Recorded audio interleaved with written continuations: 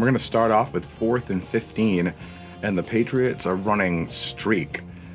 And it's a thesis kind of play for this sort of closing argument on Jacoby Brissett, who's done an otherwise, admirable job.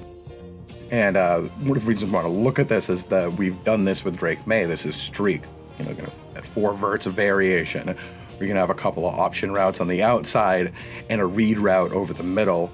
And this time, Jacoby's kind of got a bad draw here because this is cover 0 blitz, man off soft man. And that's about the worst possible combination you can get for a vertical play like streak.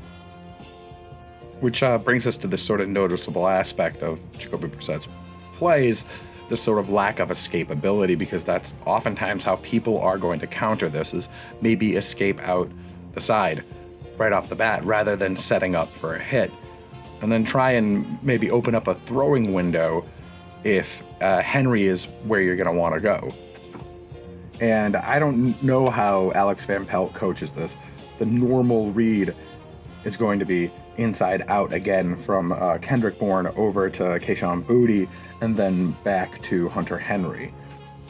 So this ends up looking a little bit like maybe that shot to Henry is something that Brissett had decided before the play had begun, and he's not really going through all the progressions. And on top of that, it's just a really conservative throw.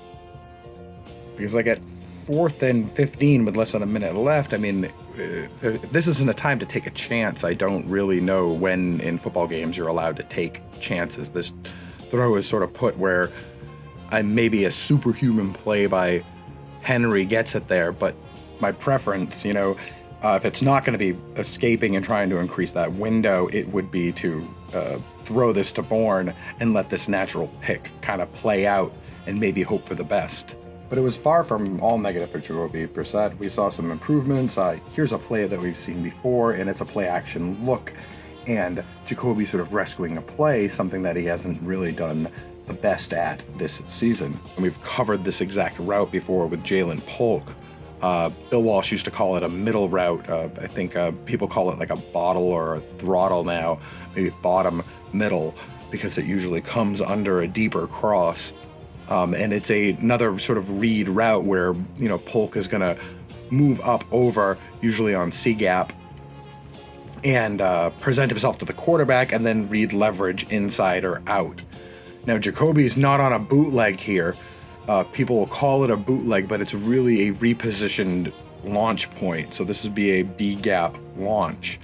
And, I think in weeks past, he might have actually missed the late by the tight end, but here he comes up sort of firing, sidestepping the pressure, and really just lays out an absolute dot right to where it needs to be to Polk. So he's sort of getting in sync with him there, as well as getting on the same page with his receivers.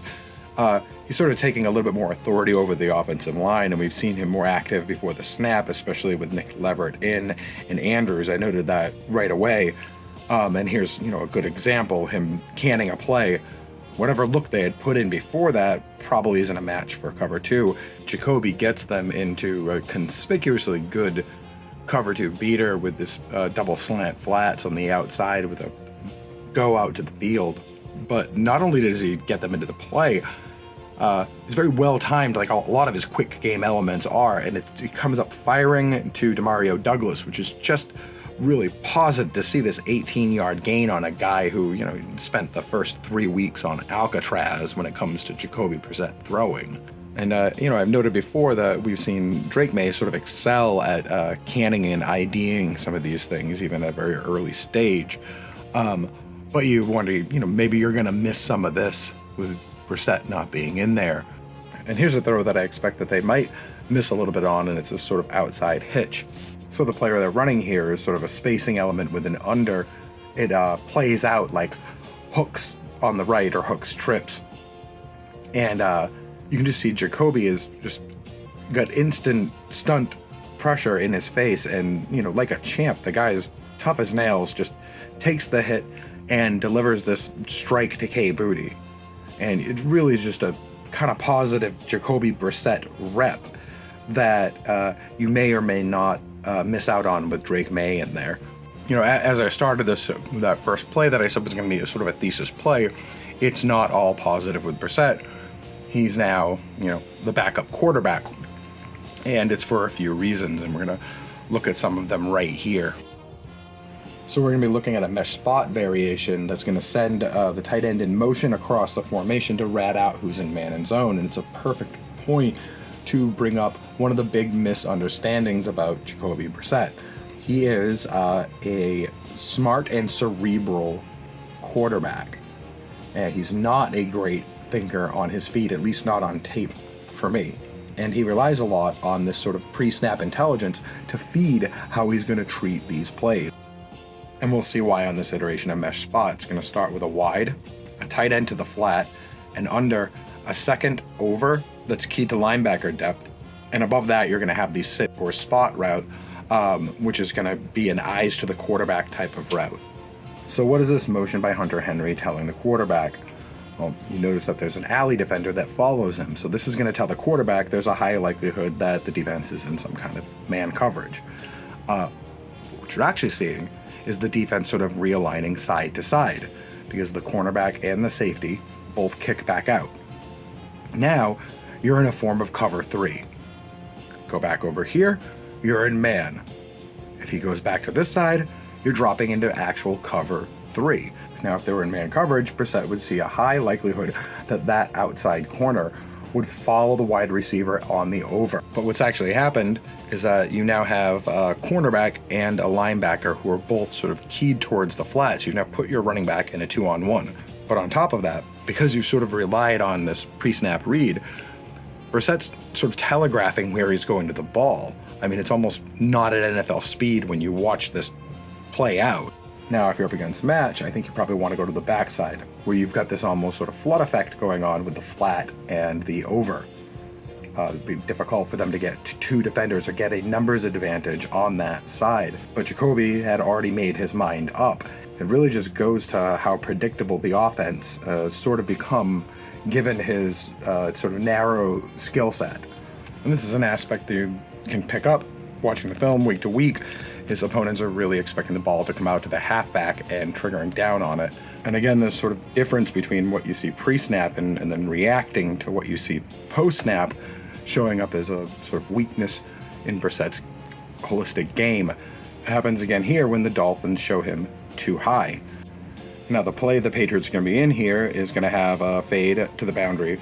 It's going to have a post to the field, and then the tight end is going to be running an over or a tight end over. And it's another West Coast staple Alex Van Pelt's put them in called Y over. And there's a whole series of plays based on Y over where the tight end has multiple sits available on this over route between these linebackers and between the safeties. But what happens immediately after the snap is that the safety rotates down and the actual coverage is more like cover 1. 3-man, 3 under in zone, which is really a bad place to be for Y over. Because pretty much anywhere that your tight end goes to sit is going to be occupied. So what shows up on tape here is the defense, by rotating the safety out towards this post, they are giving Jacoby this boundary ISO. It's his shot to take. And it's hard to quibble with him going for a jog and taking the easy yards, but there's actually a chunk yardage gain that he leaves on the table here. And this to me is one of those plays where you look and you think, maybe a quarterback like Jerod Mayo just drives the ball in here. And last week I pointed out that San Francisco was sort of daring the Patriots to go at these spaces with the sheer number of single high coverages, and we can see the Dolphins do it again here, except this is actually a really cool play, a modern West Coast play that Alex Van Pelt has dug up here.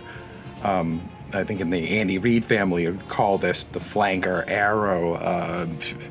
In the Shanahan family, they might call it flag snapper. And this looks going to be constituted with a pivot or an arrow route by your flanker, a flat up behind that, and then a flag or a corner up the top. And what I think is so cool about this play, and it's very, very Andy Reid, is you're going to have just this 3 levels of targets you can look at here. You can have a triangle read on the right, and you're going to read that from the bottom to the top. Okay, that's to the flag. And then, on the left, that's going to leave you with 2 openings on the over and 1 on the outlet or the wide by the halfback. And that's actually a lot of stuff to play with, and they all actually come open.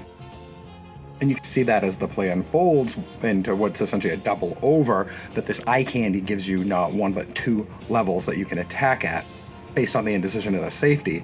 And kudos to Brissett. He actually takes the rare shot right here. And I think the only problem is that, like we've seen a few times this season, including early in the preseason when he missed on a few corners like this, he just doesn't make the shot.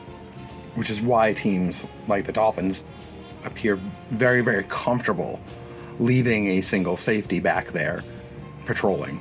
And I think this inability or a lack of willingness to capitalize on the deeper portions of the field has sort of carried over week to week and ground the Patriots offense down. And we can see another example of it on this next play, the modern play, almost like something you'd see come right out of Shanahan's playbook, where we're looking at a double post on the right, a post at the top of the screen, and then under to form almost a super mesh.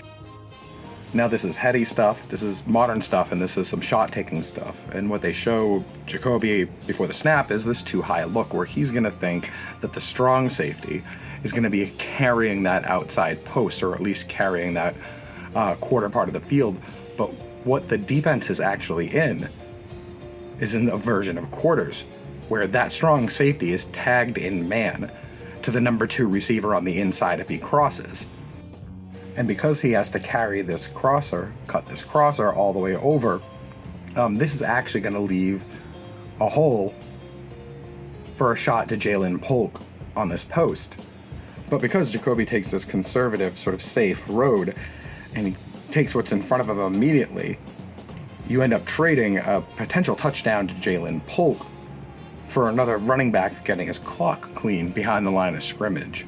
And when your team is dead last in scoring, and the protection's there, and a little bit of patience, the look is there, it's really hard to hang on to a starting job in the NFL when you're leaving this kind of meat on the bone. So as many good things as there are that Jacoby Brissett brought to this Patriots team, especially through installs, it's ultimately looks like this that are going to have him playing more of a mentor role than a starting role as we go forward in the season.